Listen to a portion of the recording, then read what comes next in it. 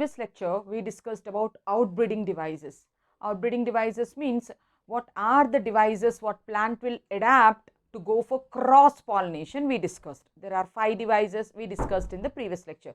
Now, our today's topic is pollen pistil interaction. What is pollen grain? Pollen grain is male gametophyte.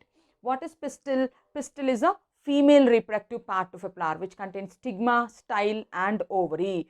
So, through the act of pollination, the pollen grain comes and lands on the stigma. So, by the act of pollination, we are telling that by the act of pollination, the pollen grain came and landed on the stigma, right?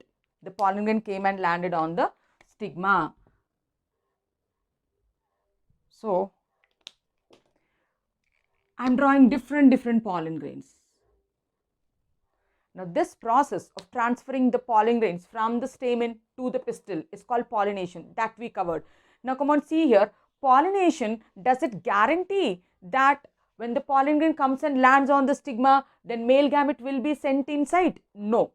Pollination will not guarantee that if the pollen grain comes and lands, that don't take it for granted that the pollen tube also will be made and the male gamete will go inside and fuse with the ovule or the egg which is present inside. Now, here pistil has so much work to do. So, if you see here, this black colored pollen grain is compatible to this pistil, whereas the green colored pollen grain and the red colored pollen grain are the pollen grains of different species, different plant species. For example, if you are taking this as hibiscus, so this is hibiscus pollen grain, this is lily pollen grain and this is rose pollen grain. So, if the plants receive pollen grains from different plant species, now should they go inside? They should not go inside, they are from 2 different species. So, who is identifying which is a compatible pollen, which is a non-compatible pollen means pistil is identifying. So, this is a part of a pistil which is stigma, it is identifying. All that comes under pollen pistil interactions. Understood, children? What do you mean by pollen pistil interactions? Pollen pistil interactions will help the female gamete or it will help the pistil to take the compatible pollen. Okay. So, we can just tell that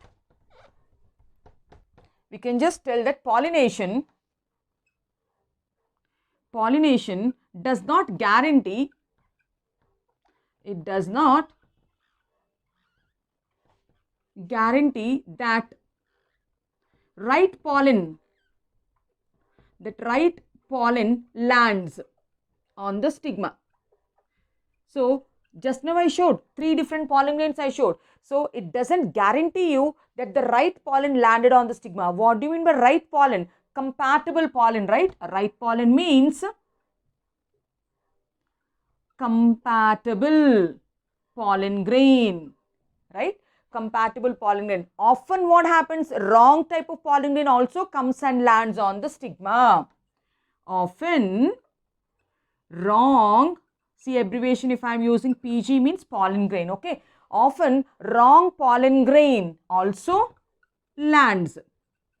Now, what do you mean by a wrong pollen grain? So, it might be from a different species completely or it might be an incompatible one. So, wrong pollen grain means it might be from, I told you it can be rose or like that. It might be from a different species, the pollen grain is from a different species, or the pollen grain can be self-incompatible or from self-incompatible pollen grain. It might be an incompatible pollen grain also.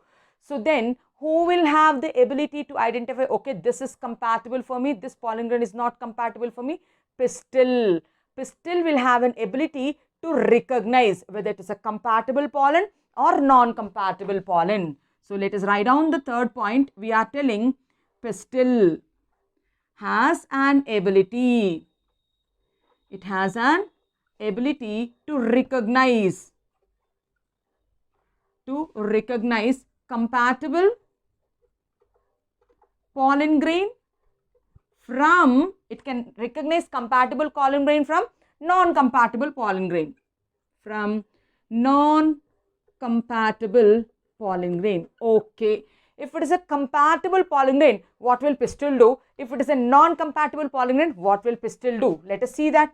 Okay, pistil is recognizing if it is a compatible pollen grain. If the pollen grain is compatible, what will pistil do? We will see. And if it is non-compatible also, we will see what it will do. If the pollen grain is non-compatible, what it will do? If the pollen grain is compatible, then it will allow the pollen, it will accept the pollen first, and it will give the nutrients, water, everything it will give to the pollen grain. So, if this is the stigma, if this is the stigma, and if it has accepted the pollen grain,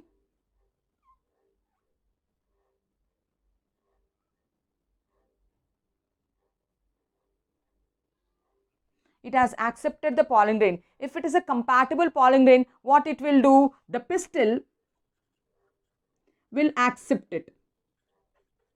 The pistil will accept it. After accepting it, the pistil provides water and nutrients. It will provide water and nutrients.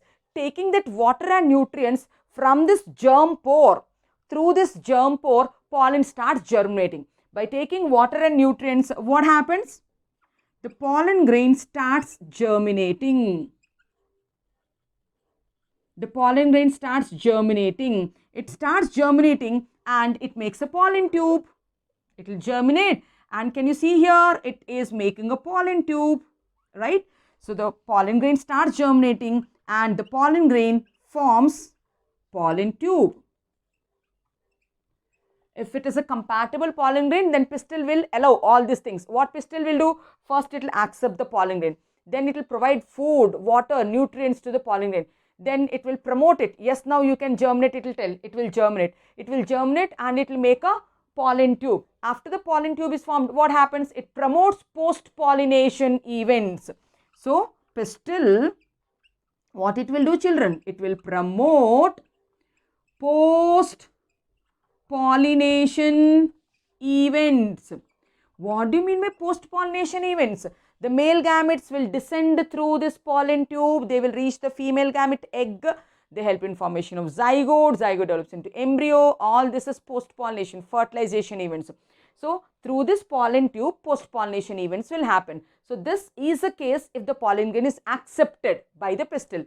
Now, if the pollen grain is non-compatible, what the pistil will do? So, straight away, we will tell the pistil will reject.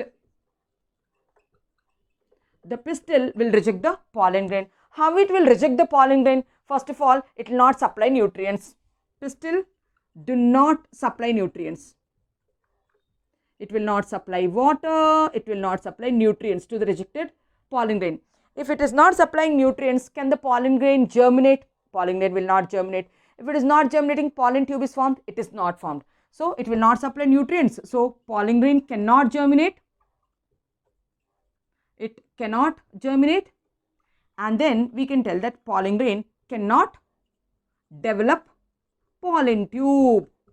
It cannot develop pollen tube. So, if it is not able to develop a pollen tube, it cannot send the male gametes also. So, it is rejected then. So, this is pollen-pistil interaction. Did you understand? So, we started the topic and we are telling after pollination, don't think that the right pollen only will come and land on the stigma. Wrong pollen grain also can come. Then who will do the selection procedure? Who will select, okay, this is compatible pollen grain, this is non-compatible pollen grain. Pistil will have an ability to recognize whether it's compatible pollen or non-compatible pollen. If it is compatible pollen, it will allow the pollen tube to grow. If it is non-compatible pollen, straight away it rejects it. Take a screenshot, then we will continue.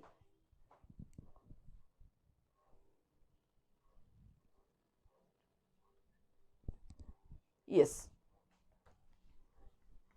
This ability of the pistil to recognize compatible and non-compatible pollen, it is a continuous dialogue. For example, if our class is a live class, so when I am teaching anything, So you will respond and you will ask any doubts, right? You will clarify your doubts. So that means they will be interacting. So we will be interacting, we will be communicating through English.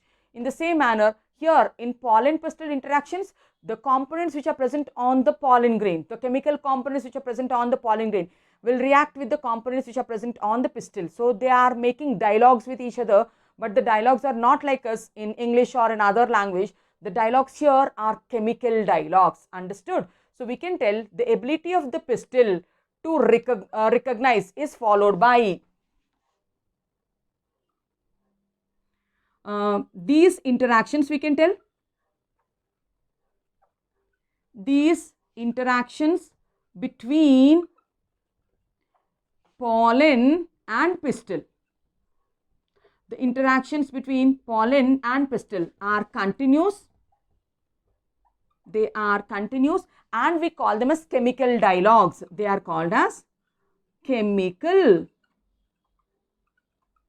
dialogues. What do you mean by chemical dialogue? The chemical which is present around the pollen grain. For example, if there is a chemical around the pollen grain, so these are the chemicals which are present around the pollen grain. Now these chemicals are identified by the chemicals which are present on the pistil. These chemicals means pistil also has some chemicals then. Like, so this chemical will come and bind here. This chemical will come and bind here. These chemicals will come and bind here. So such type of chemical dialogues will be happening. Means we are telling the chemical components of the pollen will interact with the chemical components of the pistil, correct? So we are telling the chemical components. The chemical components. What is this? Pollen grain. All these green colored ones are chemical components. The chemical components of the pollen grains will interact with the chemical components of pistil. They will interact with the chemical components of pistil. So that is why we are telling this is a chemical dialogue. Now, only in recent days, biologists came to know all these things that, yeah, pollen grain can also speak, pistil can also speak, but what they are speaking are chemical dialogues, okay. So, only in the recent days, botanists have identified these type of interactions. So, only in the recent years, botanists have identified these reactions. Only in recent years, older scientists, they don't know that pollen and pistil have this acceptant and rejectant mechanisms. Only in recent years, with the development of many advanced techniques, botanists came to know that, yeah, pistil has an ability to recognize whether it's a self pollen or a non-self pollen, right? Now, if it is a compatible pollen, then the pollen germinates on the stigma, right? If it is compatible pollen, if it is compatible pollen grain, then the pollen grain germinates on the stigma. Then it germinates. Then it germinates on the stigma and forms a pollen tube. It germinates on the stigma and it forms a pollen tube. Now, we know that in 60% of angiosperms, pollen grain will land in two-celled stage, right? In 60% of angiosperms, the pollen grain lands in two-celled stage. Children, what do you mean by two cells? One cell is called vegetative cell and the second cell is called generative cell. In 60% of the plant species, the pollen grain comes and land in two-cell stage. Now, when the pollen tube is getting formed, it seems then the generative cell will undergo mitotic division. This generative cell will undergo mitotic division. It is like this. the generative cell will undergo mitotic division and it makes two male gametes. What are these two called? Two male gametes. From where are the two male gametes formed? From the generative cell. By which division are the male gametes formed? By mitotic division. What is this division? It is mitotic division.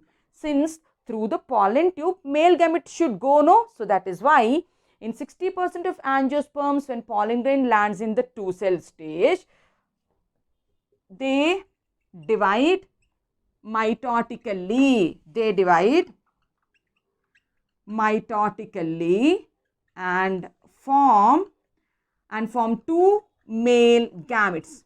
From where are the two male gametes formed? From the generative cell the male gametes will be formed. Whereas in remaining 40% of angiosperm species, in the remaining 40% of angiosperm species, pollen grain will land on the stigma in the 3-cell stage only. In the remaining 40% of angiosperm species, pollen grain directly lands in 3-celled stage itself. It lands in the 3-celled stage on the stigma. Understood, children? So what did we discuss in this board? We were talking about chemical dialogues. So there are some chemicals on the pollen grain, there are some chemicals on the pistil. They both interact with each other continuously. So this type of interaction is called chemical dialogue. Chemical dialogue means, I wrote here, the chemical components of the pollen grain interact with the chemical components of the pistil. Only in recent years scientists came to know about this point. Now if it is a pollen grain, then it starts germinating, makes a pollen tube.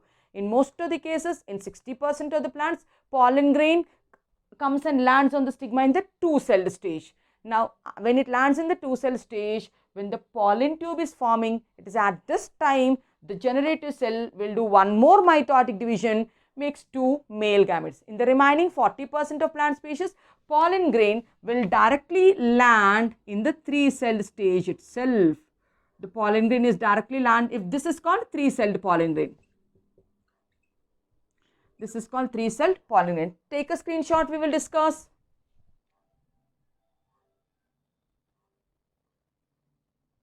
Yes.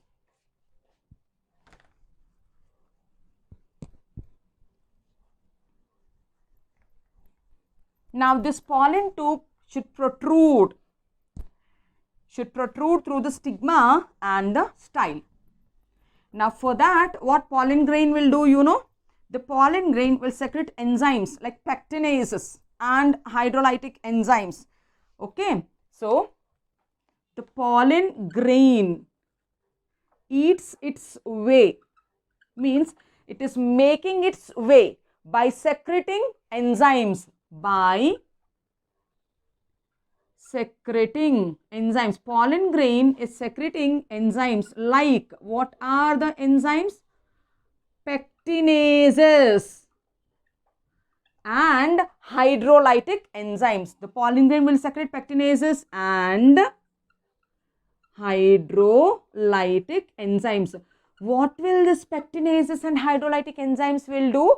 So these pectinases and hydrolytic enzymes will make a path for the pollen tube to pass through. See, so here it got dissolved, the stigma is not there, so the pollen grain can easily make its path.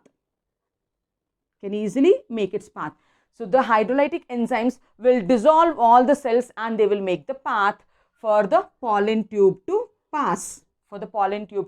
Understood? Now, two types of, what is this? This is called style. Two types of styles are there. The style which I am showing is hollow style. It is hollow style. Another type of style will be there which is called as solid style. What is the other type of style called? The other type of style is called solid style. In solid style, there is a tissue which is called as transfusion tissue. So, in solid style, some cells will be there here. These cells are called transfusion cells or transfusion tissues. Now, earlier this place also will be filled with transfusion tissue. but because of this pectinases and hydrolytic enzymes, the transfusion tissues will move so that they are giving the way for the pollen tube to pass through. So, through the cells, intracellularly, the pollen tube is descending down. What is this style called? This is called solid style. Now, what are the cells which are present inside? They are called transfusion cells. The transfusion cells will move apart, making a path for the pollen tube to descend. So, the pollen grain makes its way, it secretes enzymes, and that enzymes will eat off the cells and they will make the path to it, right? So, we can tell that the pollen grain descends, right? So, the pollen grain, how is it descending? Intercellularly and chemotrophically. The pollen grain is moving within the cells, right? So, it is moving intercellularly and it is moving chemotrophically. So, what are the chemicals which are present on the stigma? What are the chemicals which are present inside the style? And the pollen grain moves chemotrophically along the concentration gradient of nutrients. Along the concentration gradient of what is concentration gradient? Nutrients. That means there are some nutrients which are present on the stigma. There are some nutrients which are present in the style. Examples of those nutrients are, so calcium ion will be there. Then next one, inositol, it is a sugar, will be there. Boric acid or boron will be there. You know, boron helps in elongation of the pollen tube. What boron will do? Boron helps in elongation of pollen tube. Inositol is a sugar. It provides energy. Inositol, it provides energy. And calcium ion will give the permeability. Calcium ion will increase permeability. Now, from low calcium to more calcium, the pollen tube is moving. From low inositol to high inositol, it is moving. So, that is why we are telling chemotrophic movement. Through the cells, it is moving. So, that is why we are telling intracellularly, the pollen tube descends down, right? And there is a copper containing protein also. There is, sometimes, not all the times, there is a copper containing protein also which is called as chemocyanin. Chemocyanin also helps in growth. Chemocyanin also helps in growth of the pollen tube. Understood, children? Now, initially, for growing the pollen tube, it needs energy. Initially, we have a cell here, right? What is that cell called? Vegetative cell. Vegetative cell has abundant nutrients. Initially, the vegetative cell will supply nutrients for the pollen tube to grow. Later on, this calcium, inositol, boron, which are present in the pollen and pistil, will supply nutrients. So, we can write initially pollen grain gets nourishment. Initially, pollen grain gets nourishment from where? From the cell itself, from vegetative cell. But later, it gets nourishment from the stigma and the style. But later, it gets nutrition from where, children? From the stigma and style. So, what did we discuss in this board? We were talking that pollen grain will secrete some chemicals like hydrolytic enzymes and pectinases to make its path. There are two types of styles. One is a hollow style where nothing is there, easily it can get inside. The other type of style is filled with transfusion cells. These transfusion cells will move aside, make a path for the pollen tube. Then the pollen tube descends through the cells. So, intercellularly, it descends chemotrophically towards the chemicals along the concentration gradient of nutrients like calcium, increases the permeability. Inositol, which is a sugar, provides energy. Boron helps in elongation of the pollen tube. So, in some cases, there is a copper containing protein called chemocyanin, which will also help in pollen germination. So, initially the pollen grain will get the energy from the vegetative cell. Later on, when this energy gets exhausted, then the stigma and the style will provide the nutrients. Take a screenshot fast.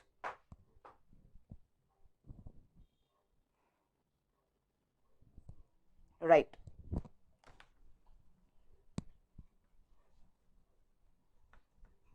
So now the pollen grain or the pollen tube is bringing the male gametes. Now it has reached the ovary also. Now let us see the bottom part of the picture. So stigma,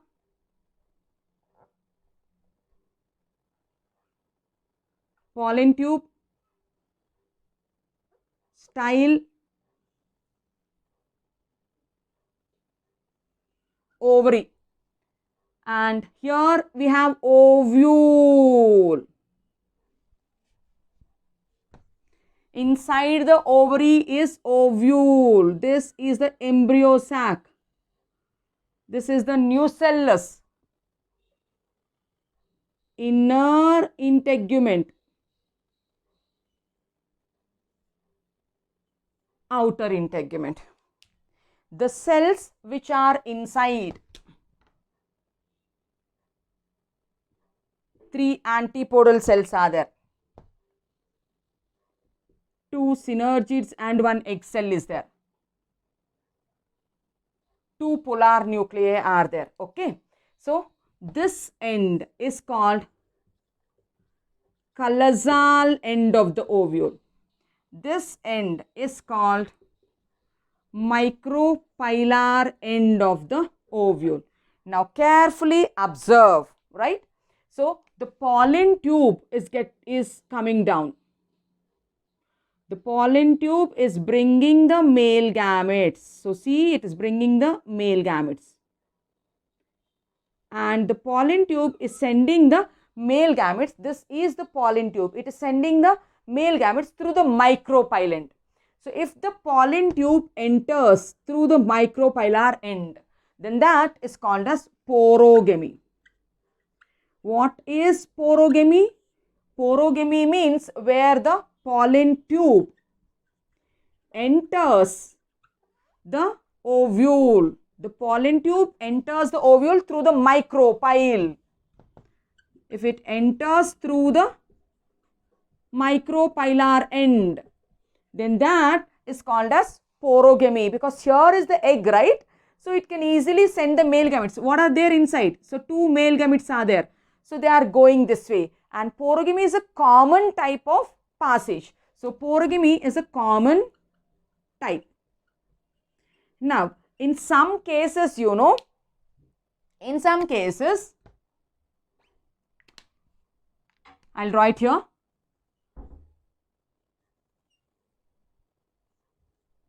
These are the integuments, right?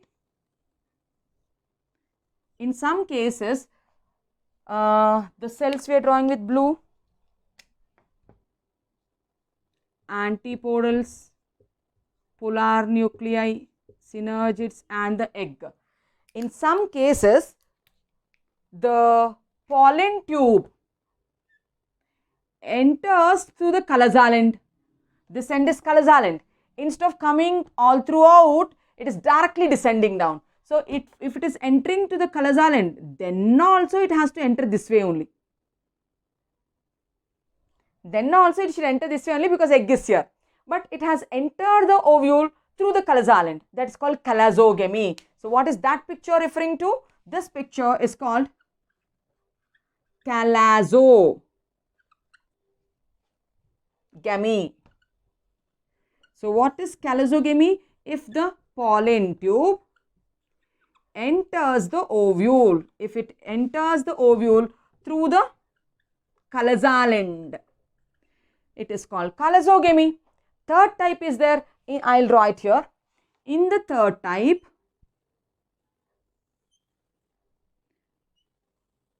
the pollen tube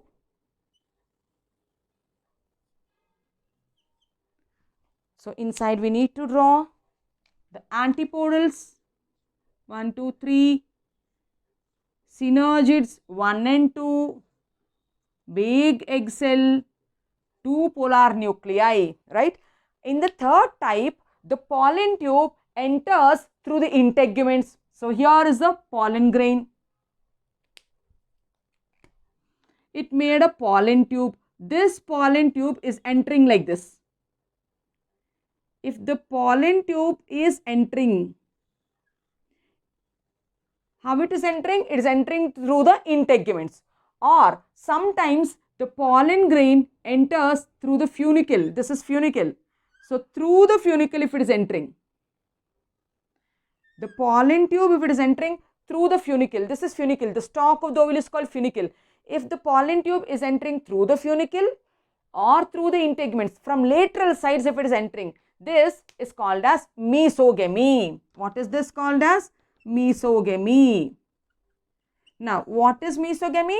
If the pollen tube enters the ovules, if it is entering the ovules through, how it is entering? Through the integuments,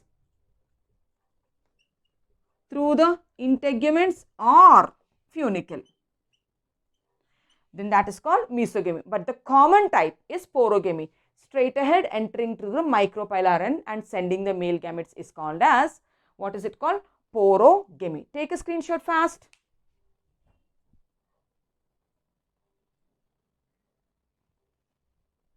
Right? Now, all this comes under pollen pistil interactions. Now, what are pollen pistil interactions?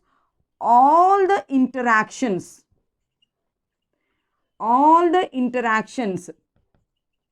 starting from pollen grain landing. What is pollen grain landing? Called pollination. All the interactions starting from pollination to the pollen tube entry into the ovule, children.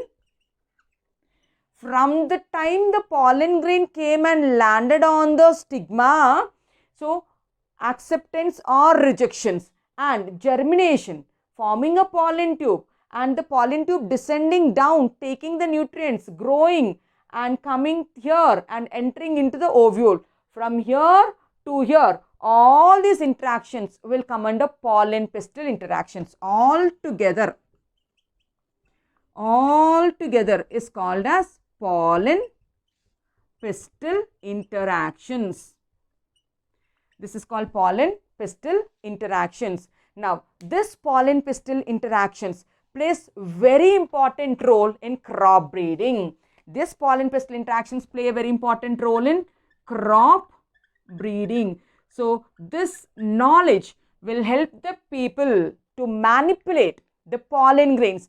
Even though if it is a non-compatible pollen grains, you can coat compatible chemicals around it so that the stigma will think it is a compatible pollen grain, and it will allow the pollen grain to make a pollen tube, and you can make new varieties. You can get hybrid varieties through this technology. So, this knowledge about pollen pistil interactions will help the plant breeders to generate new varieties.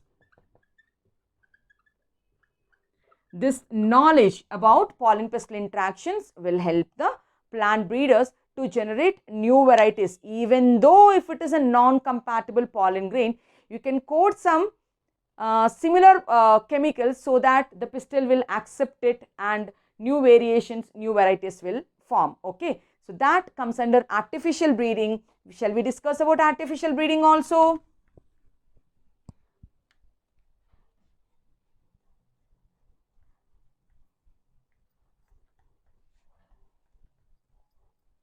Artificial breeding or artificial hybridization. So, which is a major step in crop improvement.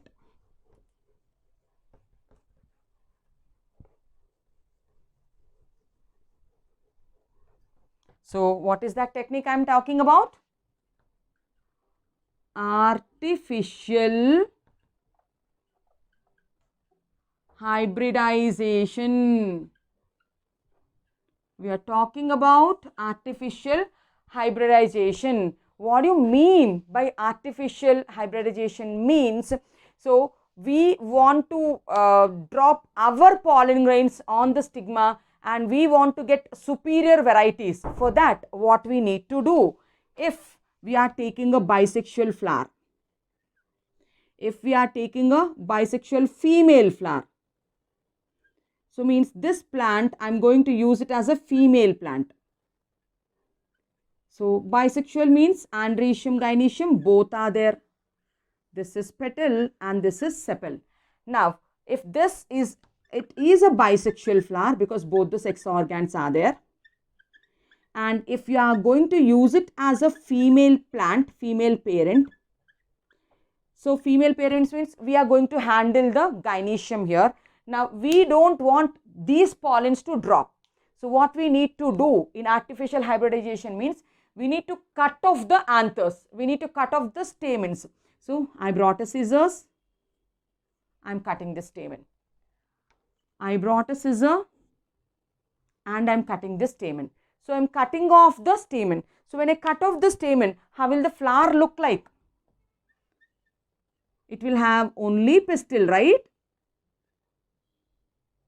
Anthers are not there. So, you remove the anthers, it will have only pistil then.